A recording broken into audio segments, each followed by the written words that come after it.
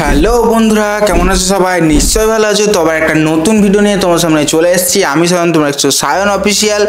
তো আজকে তোমাদেরকে একটা আলাদা টপিকে ভিডিওটা এডিট করতে চলেছি। তো আজকে তোমাদেরকে শেখাবো এলাইট মোশনে এক্সএমএল ফাইল কি করে ক্রিয়েট করতে হয়।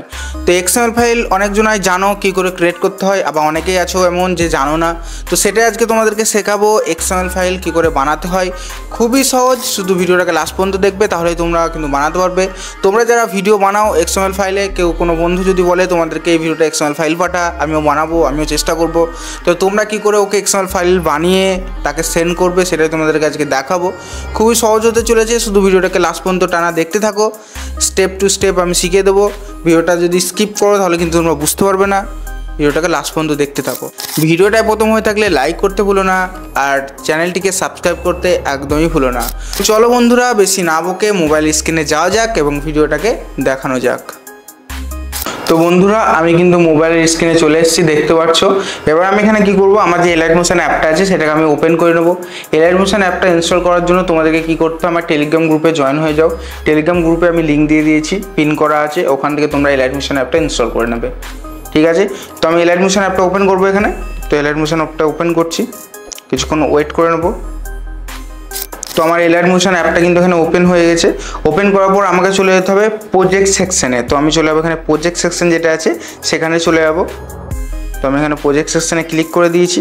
ক্লিক করে দেওয়ার পর দেখো এখানে কিন্তু আমার একটা প্রজেক্ট, মানে যেটা আমি ভিডিও এডিট করেছি কিছুদিন আগে, এই ভিডিওটা ছাড়লাম, এই প্রজেক্টটা শো করছে। এই প্রজেক্টটারই আজকে আমি এক্সএমএল ফাইল বানিয়ে তোমাদেরকে দেখাবো। তো চলো, তো প্রথমে কি করব, আমার যে এটা আছে প্রজেক্টটা সেটাকে তোমরা দেখে নেবে সব ঠিকঠাক আছে কিনা। ঠিক আছে, আমার সব ঠিকঠাক আছে। ঠিক আছে, এবার আমি কি করব, এই প্রজেক্টটা হচ্ছে র ফাইল। হ্যাঁ, এটাকে ক্লিক করলে এটার প্রজেক্টটা খুলবে, ওপেন হবে। তো আমি এটাকে ক্লিক করব না। তো আমি কী করবো, এই প্রথমে এই প্রজেক্টটাকে এখানে চাপ দিয়ে কিছু ধরবো। হ্যাঁ, সিলেক্ট করবে, চাপ দিয়ে সিলেক্ট করব। আমার সিলেক্ট হয়ে গেল, দেখতে পাচ্ছ সিলেক্ট হয়ে গেল।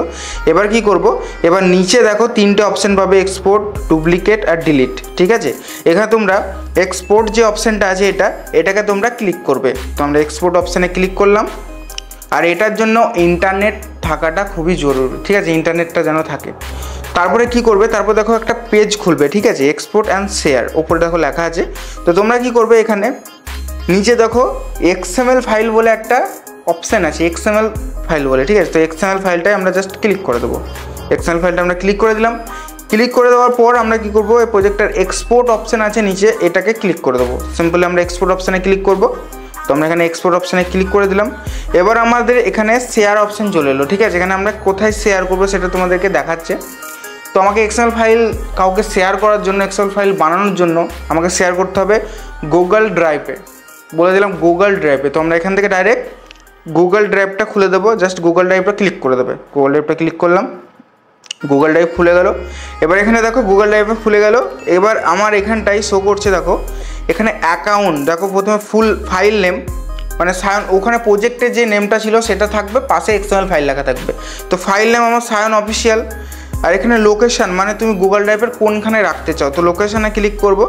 ক্লিক করে আমি সায়ন অফিসিয়ালের একটা সিলেক্ট করা ফাইল আছে এখানে রাখতে চাই। তো আমি এখানে ব্যাক করবো, এখানে রাখবো না।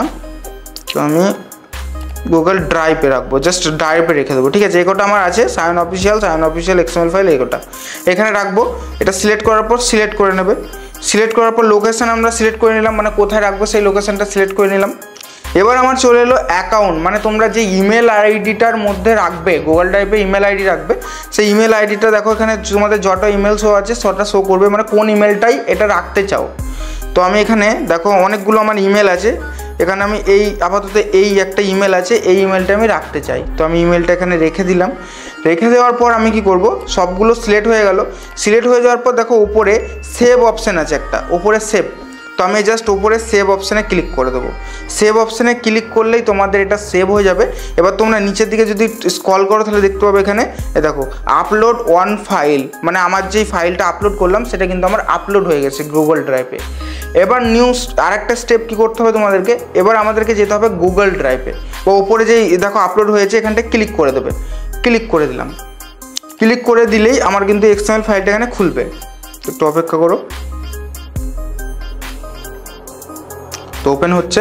তো দেখো আমার কিন্তু যেখানে এক্সএমএল ফাইলটা আমি লোকেশনে দিয়েছিলাম সেটা হয়ে গেল। দেখো উপরে রিসেন্টলি লেখা আছে, গুগল ড্রাইভ কিন্তু আমার এখানে খুলে গেল। উপরে আমার নোটিফিকেশান এলো, নোটিফিকেশানটাই ক্লিক করলাম, আমার কিন্তু আপলোড যেখানে হয়েছে সেটা খুলে গেল।